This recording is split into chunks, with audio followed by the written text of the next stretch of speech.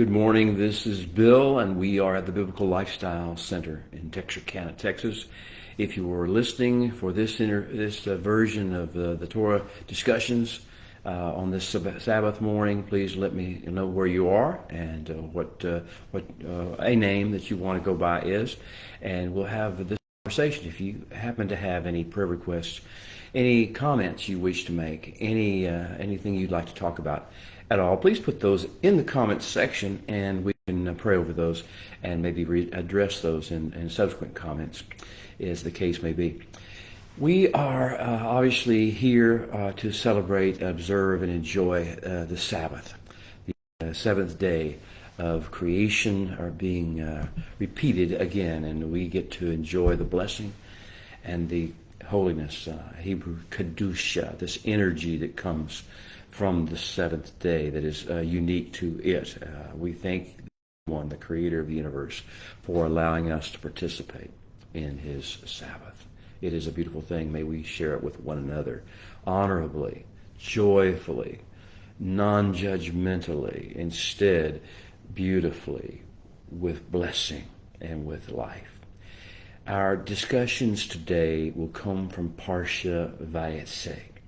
As we have discussed the Torah, the first 5 books of the Bible, it happens to be the manual of training for what I call His Majesty's Special Forces. The idea of the Torah, of the instruction manual, is that there is a group of people that have tuned their ears and tuned their hearts and dedicated their minds and their lives to serve the creator of the universe. Not because they seek some reward, not because they seek to avoid some hell or penalty. That the reason we surrender our lives and tune our minds and our hearts to the Holy One is because He is beautiful, He is wonderful, He is good, and He has the plan to bring goodness into the world. And so that is why we study the Torah. And we begin to realize after a few weeks, a few years, a few decades of study of the Torah that this is a gloriously well-written instruction manual. It is our guide. It is the way He desires to introduce us to our mission on the earth and what we're supposed to do and how we're supposed to not, how to avoid being distracted, how to avoid being in some way caught up in the moment by moment minutia and the dog eat dog and every man against every man and all the things that we see going on in the world around us. How not to get caught up in that, but instead to stay focused on the plan, stay focused on the goodness of the Creator and His redemption and restoration He desires to bring and will indeed bring, and through someone. Will it be through us or will it be through someone else because we were too caught up in the world to listen and pay attention? Well, this is where we are, and this is the 7th training session of the Torah. This is the 7th parsha, as it's called, or subdivision. It begins with Genesis 28:11 and ends with Genesis 32 and verse 3. So we will now begin to just discuss it. I call this the parsha of introducing the exile, introducing exile protocols, introducing the idea that we are immersed in societies that are not like us, do not perhaps like us, fear us, despise us, mock us, hate us, because at first they either do not understand us or they do not understand who our King is. And usually the misunderstanding of us, hopefully it doesn't relate to our misbehavior, but it instead relates the way it normally would to His difference from anything they know. They don't know how beautiful He is. I've not experienced how wise and how kind and how forgiving and how merciful and yet how dedicated and focused He is on this grand plan for redemption and restoration. So this is the part of introducing the exile, the immersion protocols. We are being immersed in antithetical societies. We talked last week a lot about the personal antithesis, personal nemesis, personal adversaries that rise, and iron sharpens iron. We sometimes don't want them around, like Yaakov probably didn't want Esau around. Esau didn't want Yaakov around, but these two were synergistic.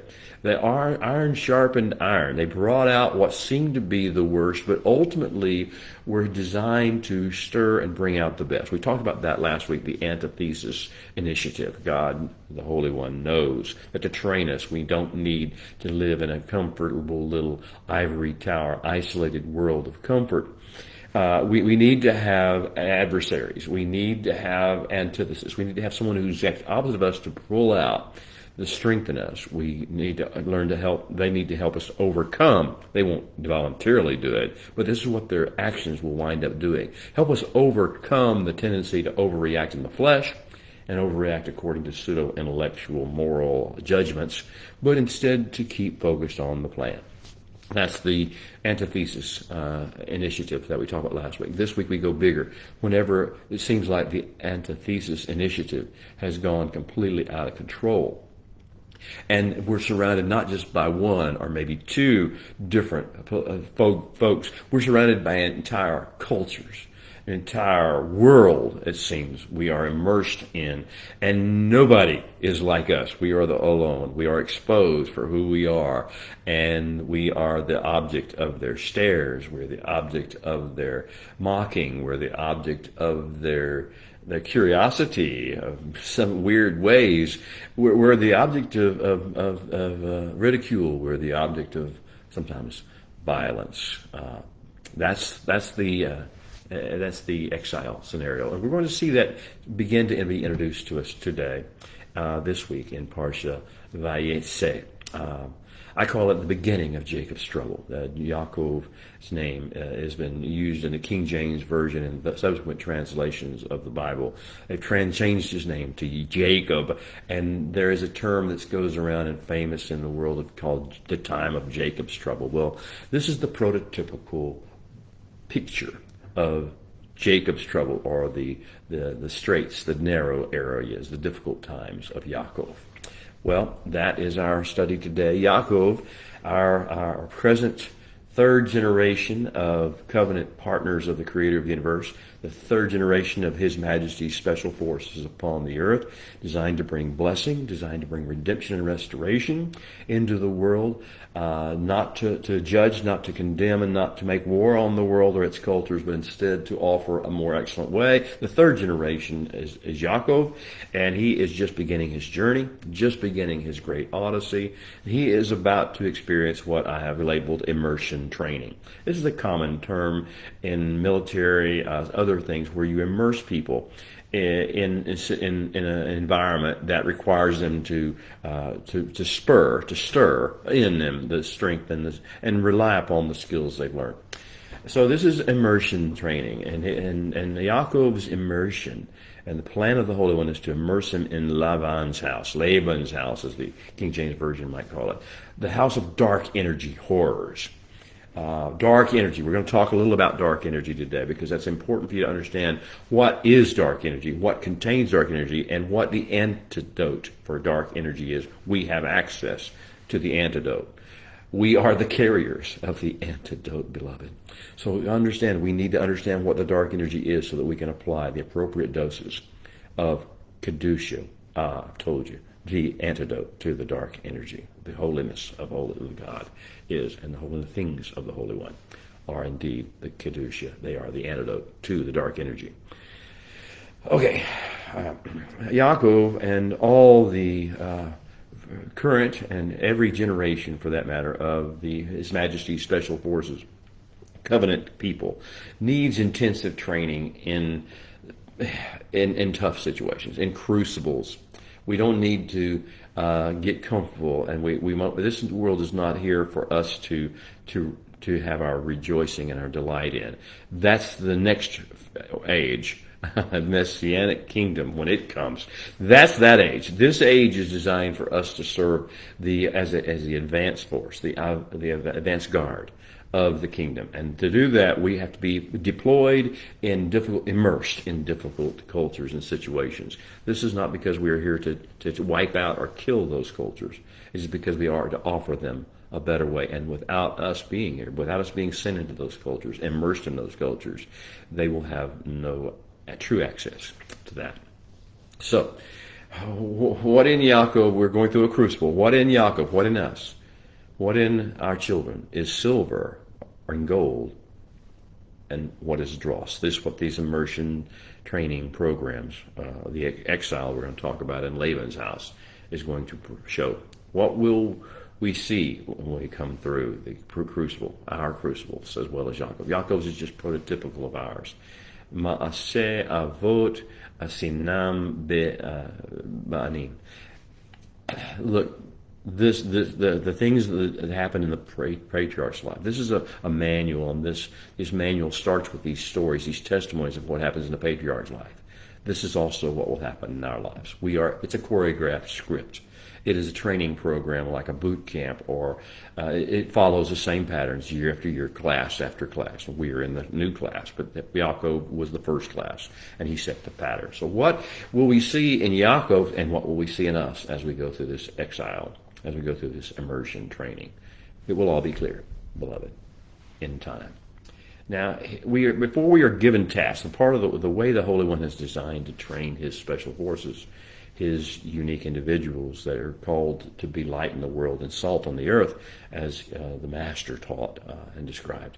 Before that takes place, before we are given tasks to perform in our immersion, mitzvot, in other words, commandments in the English King James Version is called it, mishpatim, or judgments as the King James Version is called it, hukot, or statutes or ordinances as the King James is called it, or just kingdom advancement assignments, like to go ye therefore and teach all nations and make disciples of all nations. Before we get into those things, the way the Holy One has designed this program of training to work is that we must learn and embrace our identity as covenant partners, as co-laborers, as co-workers in the great kingdom advancement mission.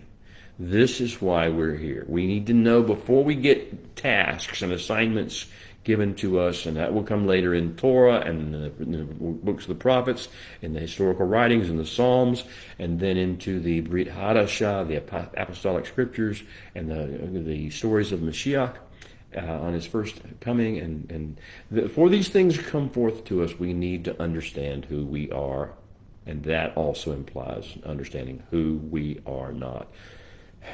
We are not like the rest of the world, and we shouldn't try to be. We shouldn't imagine and compare ourselves vis-a-vis how the people of the world are. We are called to be who we are called to be. We are His Majesty's special forces. We serve a great and wonderful King.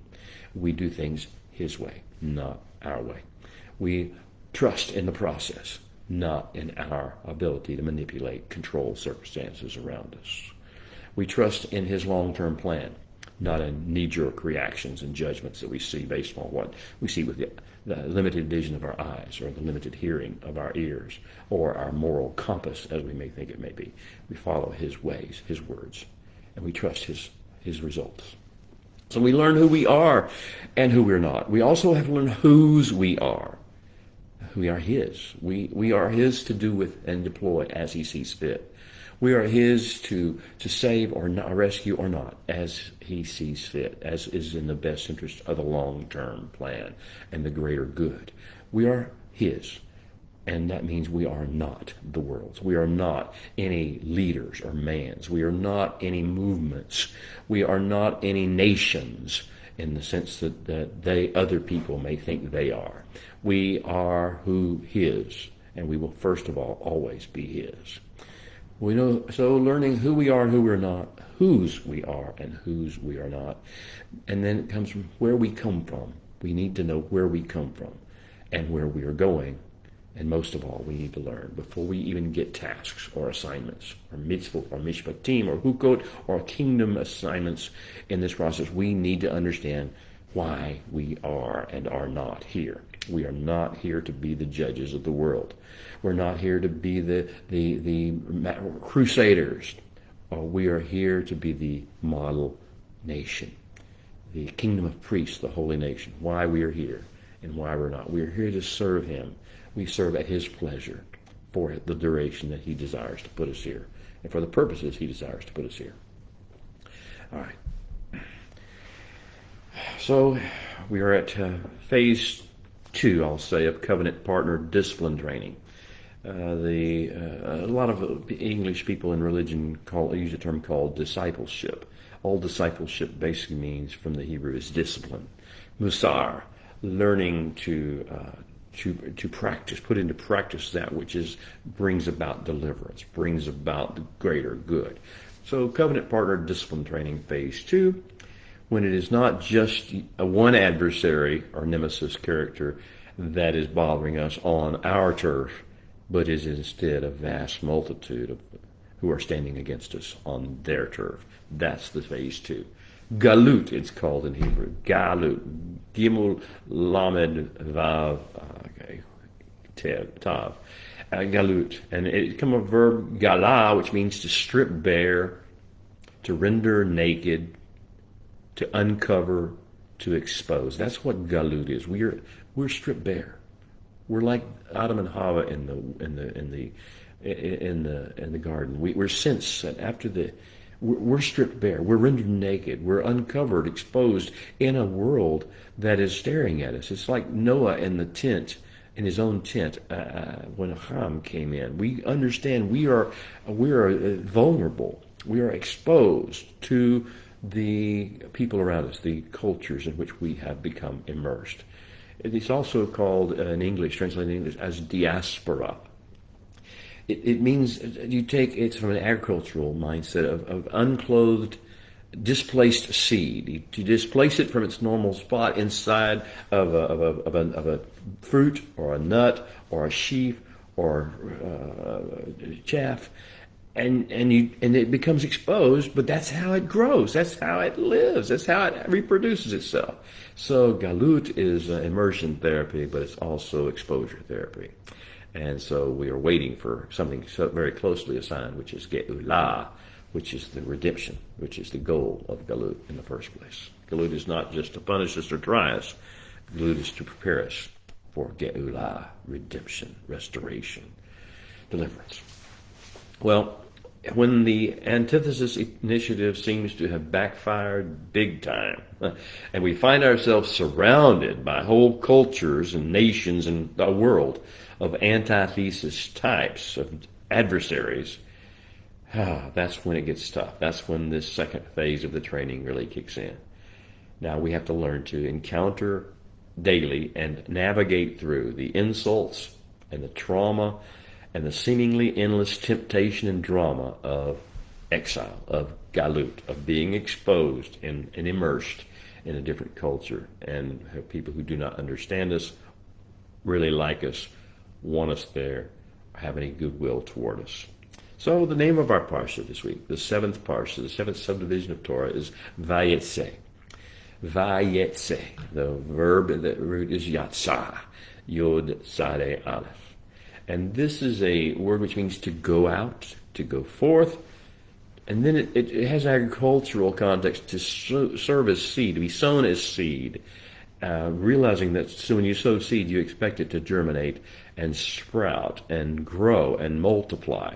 So this is Yatze, Vayetze, and then he went out. Then he was sown as seed. And that's what's happening to Yaakov, our prototypical partner, our example, our model, the one who set the pattern for all of us to follow. He's sent out, sown as seed, with an expectation he will germinate and sprout, be birthed, launched, sent into the world from like a womb or a cocoon or a child at home. That's what happened to him. He came out of Beersheba and the tents of his father and his mother and his family, and now he's been sent and exposed in a world that's not his own. He's sent on a mission. Vayetze implies that there is some purpose for which he's being sent. He's not just being sent, to wander, to stray. I think this is where a lot of theology before the redemption of Israel took place began in 1948.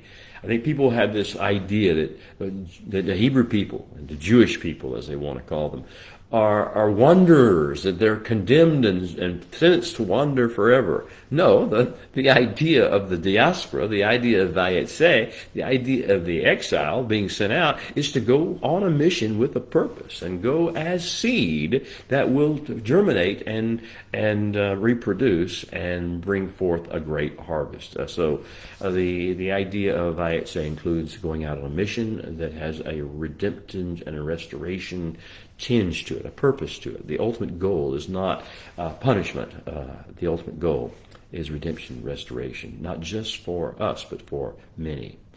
And so that's what will happen here. What you can have is eventually Yaakov is going to come out of exile in Haran, in Laban's house.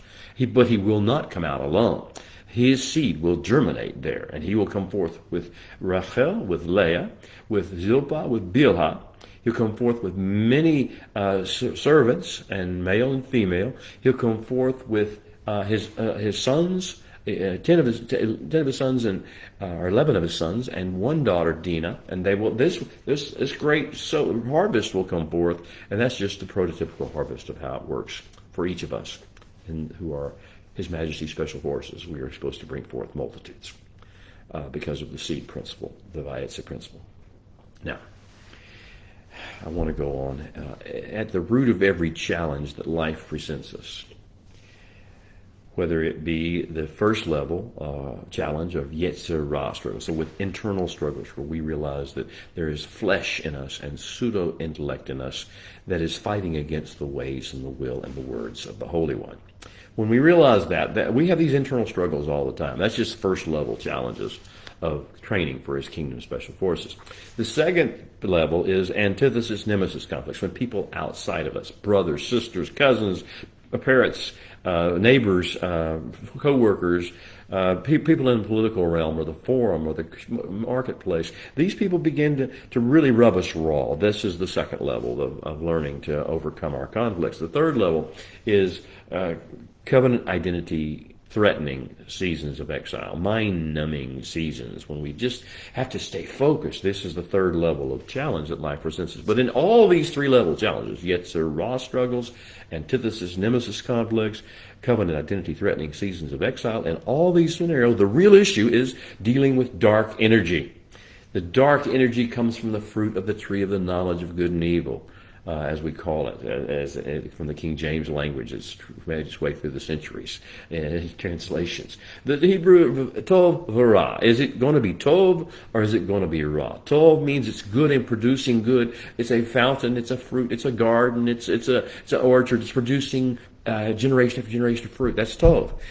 Ra means it's self-consumed and self-destructive, and it's imploding upon itself. So we have these two things in the Vayetze of our inclinations, of our personal internal struggles, also in our social struggles with one or two people, and then in our cultural struggles that we have. All these are dark energy sourced.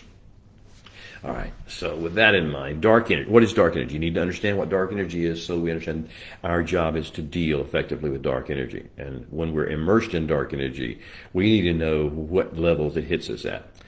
Dark energy is the polar opposite of Kedusha. Kedusha is the energy that comes from being in the presence of the Holy One, doing what the words of the Holy One say, what the Holy One has blessed and what the Holy One has made holy, like the Sabbath, for instance. These are the things that give us an infusion of energy of Kedusha. The opposite of that, the polar energy of that, polar opposite of that, what comes when you're immersed yourself in the realms that are not the Kedusha, not following the words, the ways, the will of the Holy One. That's dark energy, and that's the polar opposite of Kedusha. So, where do we find dark energy? Where do we encompass it? Where do we encounter it? Dark energy permeates everything that mankind, acting independently of its creator, releases upon the earth. Dark energy permeates everything, absolutely everything that mankind, acting independent of its creator, releases on earth. That's a large category. It's everything that is not of the Holy One that is in this world. It's everything that man does for man's sake, with man's ideas and man's planning. I know this is things that people think are great. Education systems, entertainment systems, science systems, medical systems, government systems, all these political theories, political positionings, these are all dark energy sourced. They're all based on imploding, dividing, separating, causing things to collapse. And whenever dark energy controls, you see how the world suffers. How things don't get better, even though they told you it would. How technology does not make things easier or life better for anybody. It makes more division and more hate. This is what you see. Dark energy permeates everything that man touches if he is not walking in resonance, in Shema, vibration resonance with the voice of the Creator and the will and the ways of the Creator. So, what is the dark energy? Where is it going to hit us most? It's going to start within us, in our own brains, in our own thoughts, in our own gut, in our own emotions, ideas, ideologies, isms, ologies, theories, opinions, all those things. Those are the things of man. Those are things that are generated from man and have to do with man, and they are dark energy sourced, and they will kill you, destroy you. So ideas, ideologies, isms, ologies, theories, opinions. Next thing is going to hit us in our attitude, in our mood. If we let dark energy from those things that we talked about hit us and change our attitude and our mood, we begin to disassociate ourselves from the Holy One, His Kedusha. In His Kedusha, in His presence, is fullness of joy, is shalom, is wisdom, is calm, is self-control, or actually self-surrender. So attitude, emotion. The Holy One has given us human emotions to learn how not to react, not to respond, how to learn when there's a warning, when something needs to change inside of us, not to affect other people, it's to affect ourselves. So they're a guide now, but He wants us to train those emotions and get those emotions under submission to His Spirit, because it's a submission to His Spirit will bring healing and restoration first in us and all in our sphere of influence around us. The other place that dark energy can hit us is in rhetoric, in conversations, in political discourse, in social commentary, in entertainment, in information systems, in education systems, rhetoric, talk. This is where dark energy comes out most surreptitiously. You don't feel it until you've already heard it. Then you feel you feel dirty because you've listened to that. It's not just profanity and vulgarity, though. It's angry voices, and it's hate-mongering rhetoric, and class envy stirring, and race baiting, and all the things, and violence inciting, the things that you see. Ethnicity pride, those things, and gender pride, the things that happen, that rhetoric. The institutions of man are all just consumed with dark energy. You're not going to find a good one, whether it be religious, whether it be educational, whether it be scientific, whether it be medical. You're not going to find an institution of man that is not infused with dark energy. It doesn't mean we totally reject them. It means we understand what we're dealing with, and we bring the opposite as much as we can. The antidote of Kedusha into it. Same thing with regard to all societies, all cultures are infused with dark energy. There's not one that's holier than the other or better than the other. Cultures, ethnicities all have their own toxicity to them of the dark energy. Now the issue is, can individuals within those societies, within those ethnicities, begin to respond? Yes, of course they can, but we must present a good example, a good model. Governments are this another way. All governments are just absolutely reeking with dark energy. All multinational alliances, United Nations, and treaty organizations, they're all reeking with this. With this dark energy, and it's the polar opposite of Kedusha, and it will destroy and kill everything it touches. Now, when you understand that, who are you? Who are we? If we're not going to be caught up in that dark energy, we must stay focused on the Kedusha, on the antidote to it. So, the keys to acting to acing, I should say, the keys to acing this training protocol of exile, immersion training, are, number one, not to assimilate, not to become like the people we are around, not to begin to think like they think, not begin to feel what they feel, emote the way they emote, express ourselves the way they express themselves, hate what they hate, love what they love, enjoy what they enjoy, talk about what they talk about. We have to not assimilate, not become like them, but maintain our own covenant identity and our lives focused on calling, the calling that we've been given by the Creator of the universe to be a blessing to every household on the face of the earth, to be a blessing, to be great, to be like it, to be greater than ordinary men without the Holy One, to follow His rules of engagement with other societies. He doesn't just send us loose and to be loose cannons and do whatever He feels right. He gives us rules of engagement with every culture, every ethnicity, every person that we deal with. That's what the mitzvot and the mishpatim and the Hukot Torah are going to tell us. We're going to have to learn it, though, through the lessons, the good and bad, that we learned through our patriarchs. Most of the mitzvot, mishpatim, the commandments, the judgments of God that we're going to get to later in the Torah are going to be based upon the stories that we're reading now, the testimonies of our patriarchs and what they did right and what they did that had horrible consequences in that regard. We have to stay focused if we're going to not assimilate, stay focused on the strategy of the king, the protocols and the methods of our king, the assignments of our king, and the greater grand plan of all creation. Second thing, if we're not, other than not to assimilate, not to become like the people around us, we are not to absorb or be polluted by, or be changed by, or be hardened by the toxicity and the vanity and the folly and the futility that they keep exposing us, spewing on us. They keep spewing toxicity on us. Words, actions, attitudes, ideas, isms. They keep spewing vanity, just nonsense, vain imaginations, theory, conspiracy, all sorts of stuff that may have some, if they didn't have some level of empirical truth to them, they wouldn't have any traction at all. It's not a matter of some level of empirical truth. It's a matter of, it's not the way of the Holy One. It's not the plan of the Holy One, so stay away from it. Well, they keep infusing us, keep splashing us, keep spewing on us toxicity and vanity, and then also folly, just stupidity, just insanity, just nonsense, just wasting of time, folly, and then futility, things that just don't work. They talk about a lot, they spew and they come up with opinions, but they never do anything. They never make anything better. Have you noticed this? This is what immersion in cultures of the world, of the dark energy cultures, look like.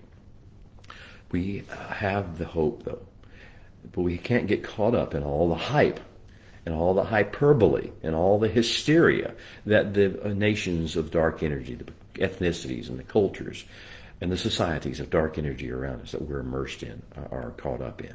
We can't lose our soul light, the soul light, our soul salt. We can't lose that. We have to hold on to that, not assimilate and not absorb and not be polluted or changed or hardened by the things that we see on a day-by-day basis, the insults we're exposed to all the time.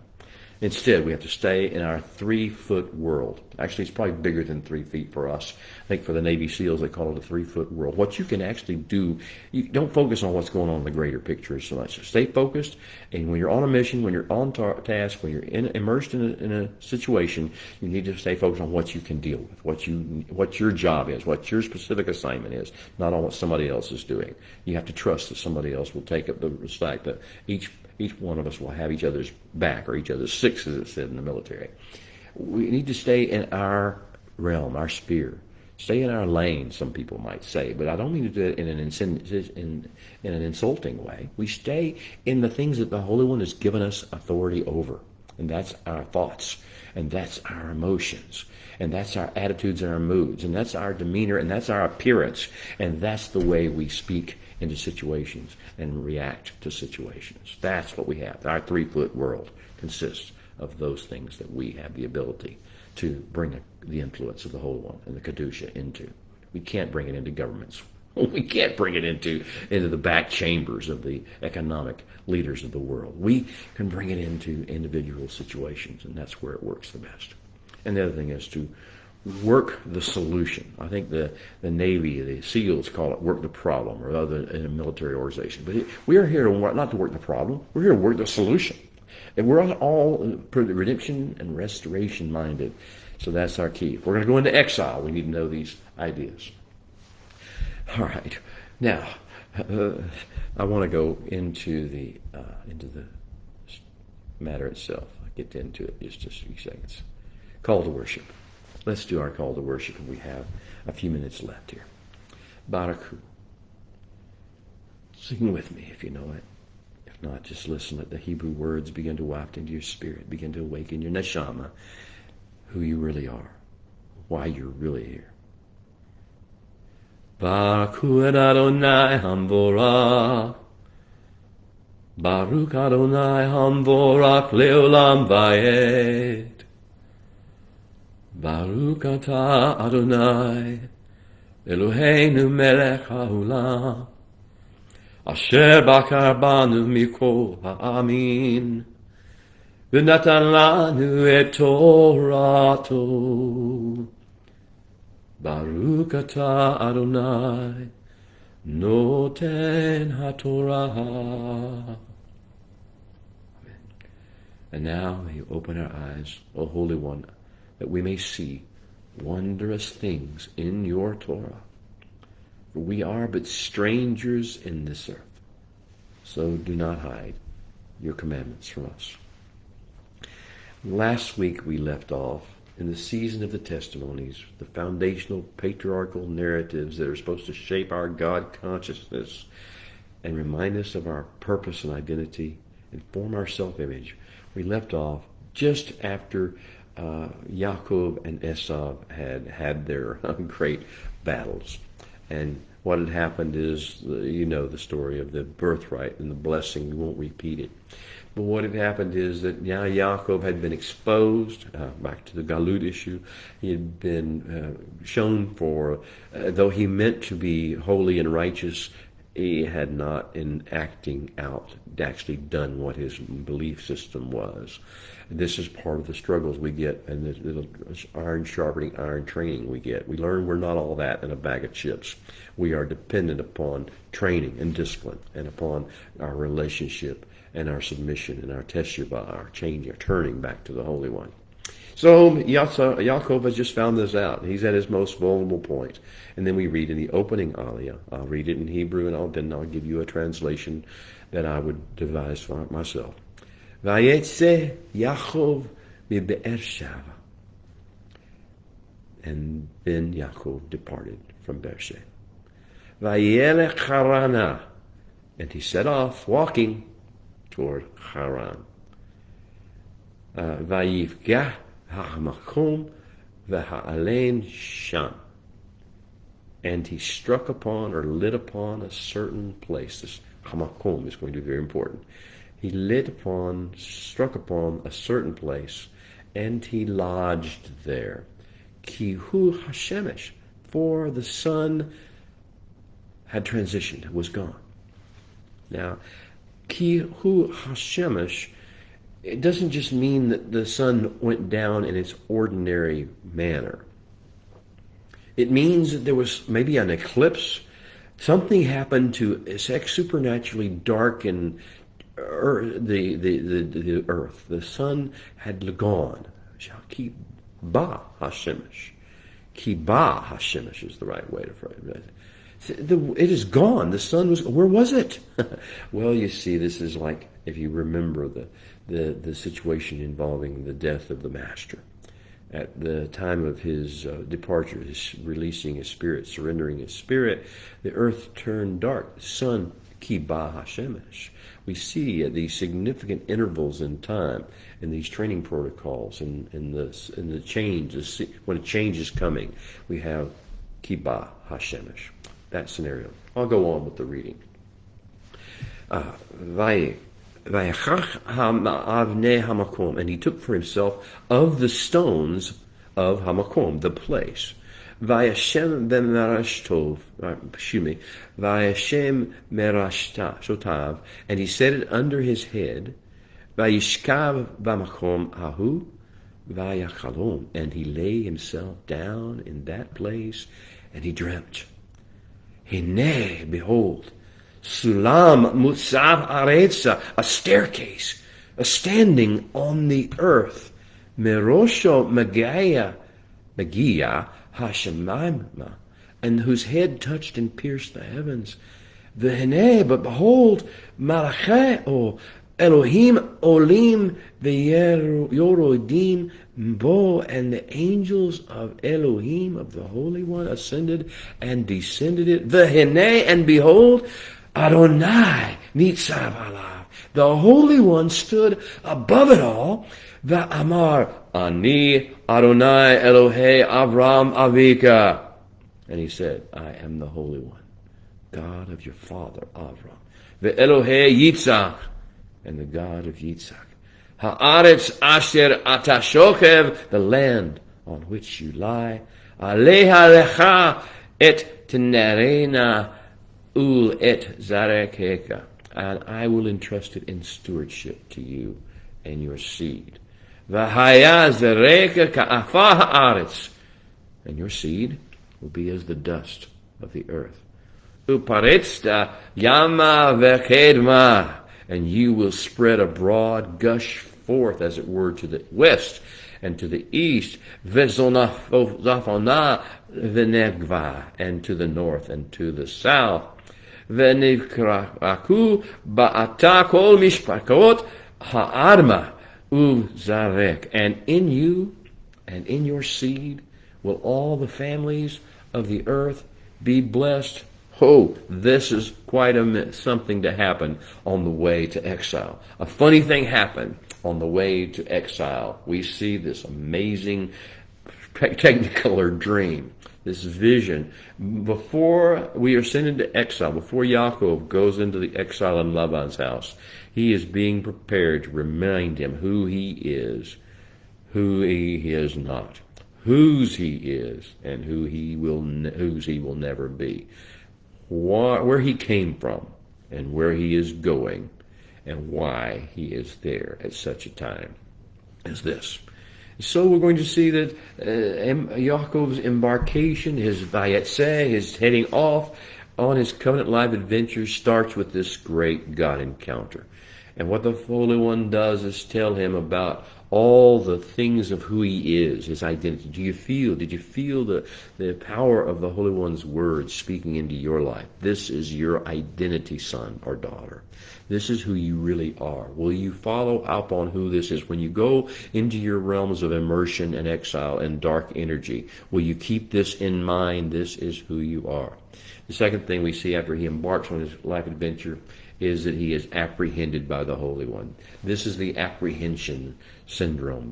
This is what gives us the capacity to deal with exile. If we don't have apprehension, if we don't have encounter with the Holy One, then we are not prepared for the exile. We're not prepared for the immersion. We're not prepared for the dark energy and to deal with it. But if we are apprehended, if we do have this encounter, then he gives us the capacity to access Kedusha at any point, in any moment, if we would just overcome our flesh, our pseudo-intellect, and focus upon him and his words. His words contain Kedusha. And that is the antidote to the dark energy. Well, then you see the next thing after the apprehension by the Holy One, we see Yaakov pass into Haran. He plays the novice at the well. He goes and he looks like a country bumpkin out of position. He doesn't understand the ways of the culture, why they do things they do. They've got a thing that he goes to the well and there's shepherds there. They're sitting around doing nothing. They're waiting for something. He doesn't understand this, how these the ism of the nature of the culture he's in is, why they do things a certain way. It's going to happen again. He'll misunderstand again when he tries to marry Rachel and winds up having to marry the daughter first, before he can do that with Leah. He doesn't understand the customs. He doesn't understand the cultures. He doesn't understand the ways of the culture he's in. We don't have to buy into it, but we need to at least have an understanding of why they do what they do. And Yaakov had to play the novice, and so will we. And some of the key is to stay focused on our mission, not get caught up in why we disagree with everything that they want to do and what their theories are. So after he plays the novice at the well of Haran, he is taken into Laban's house and becomes his servant. Now he is alone in a great sea of dark energy, and Laban is the darkest of all energies. He is the antithesis of Yaakov in every way. And actually, the only problem is you're going to bring out how he's like Yaakov, because Yaakov started his life through deception, and that's Laban's. He's the master. Laban, Yaakov would be just a wannabe in this process. So Laban then practices his first deception, and it comes to do with Yaakov wanting to marry Rachel. He works 7 years. They didn't have weddings like we have in those days, and so what happened is on the night when the betrothal was to be sealed and the marriage was to be sealed, the girl was sent by her father into the tent in the dark, and that's what happened. And Leah came, and he thought it was Rachel, and anyway, he wanted to wake up in the morning, and behold, it was Leah. Oh my gosh! And so now he's realized he's been hoodwinked. He's been tricked by Leah. He's been tricked by Laban. He's in a world fully exposed, and he can't do anything about it. So now he is given the option of taking Leah, being trying maybe perhaps some sort of annulment, or he had options. He had choices to make, but he chose to stay, and he chose to work another 7 years for Rachel. With all the consequences of all that, because he was not sent to take 2 wives or more. He was sent to take a wife. You remember, go back and look at what was said whenever his father and mother sent him out in chapter 28.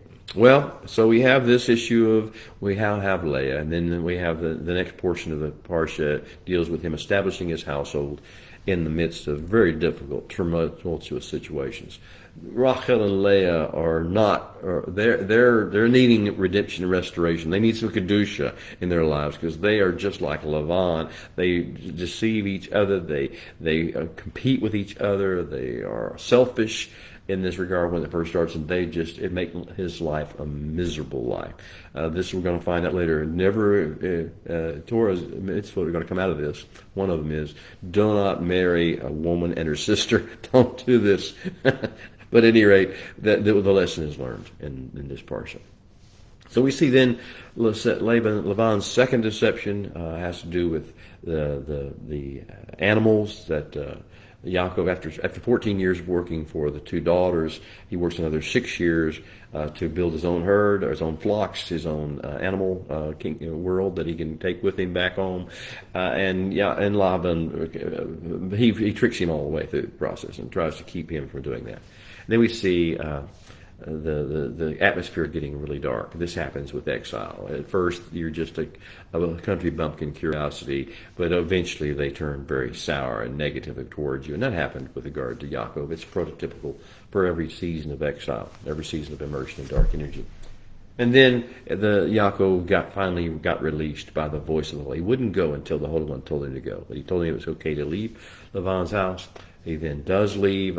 He tries to avoid a confrontation. Laban and his sons are of course, gone to a sheep shearing festival, a raucous event of debauchery. Then Yaakov doesn't go. He doesn't immerse himself in that kind of a behavior. He instead decides it's time to leave. He's already gotten permission from the Holy One, instruction from the Holy One. And his wives and sons and daughter, his flocks, his herds, his herdsmen, his female servants, all they leave while everybody's gone to the sheep shearing festival. Well, this doesn't sit well with Laban and his sons, who are manipulators and controllers, and feel like they've got the high ground morally. They chase after him, they pursue him, they stalk Yaakov's caravan of little children and women for 7 days. They catch him on the plain, the mountain, the hillsides, I guess I should say, of Gilead, as it's called in the King James Version of the Bible. And there they have a confrontation. It's a long, detailed condemnation, spewing of vile venom and anger, ranting starts with ranting by Laban. there was he couldn't actually attack him physically because the Holy One had visited Lavan in a dream, told him not to lay a hand on him or say anything evil. He said a lot of evil. He didn't lay a hand on Yaakov. But after Lavan finishes, make his false accusations and all the things that the people of the dark energy do, they are very ad hominem. They attack you personally. They accuse you of things that you would never do or didn't do. Hopefully that's the case, and their accusations aren't true in any regard. And so after that took place, then Yaakov had to respond to that. He responded with sort of a presumptuous oath. If anybody has your gods, your teraphim, if anybody has those things, you take them, you kill them, they'll die. Well, he didn't realize that Rachel had actually, for some reason, taken these teraphim from her father's house. But he didn't find them. She hid them. She did a deception of her own. She kept them hidden, and therefore Lavan and Yaakov make a mutual non-aggression treaty. They put up stones. They heap up stones, and says, "Don't come past this to harm me. I won't go past this to harm you." And this crisis is averted. The exile is over. 20 years worth of immersion training has occurred. They got in their licks. Yaakov got in some of his own. At the end of it, Yaakov has graduated to the next level, which we'll talk about next week. All right, let's see what time it is. It is time to go. Beloved, I pray that our time together has been important as you enter into this current season of exile. As we think about the immersion in the culture of the Greeks this time of year, as we study the Maccabees, as we learn the prophecies of the abomination of desolation from Daniel and then from Yeshua in Matthew 24, we understand there is this process going on. It's building toward an abomination that causes desolation after the pattern of the time of Antiochus Epiphanes and the Maccabees, after the pattern of the ways of the people of Haran and the immersion of cultures. As we get ready for all this, stay true to who you are. Don't get caught up in the hype, the hyperbole, or the horrors of the world around you. Stay focused on Kedusha. It is always going to be the holy things of the holy. Sabbath, the Torah, incorporating the presence of the Holy One in prayer and in casual conversation and slavocking and meditation. These are the ways. Stay focused on the tabernacle picture of how approaching the Holy One as if we were approaching a king and being in his presence and learning core protocols. These are the things of Kedusha, and these will bring into your life the solution, the antidote to all the dark energy. Stay in your 3-foot world. Stay focused on your mission. Shabbat Shalom.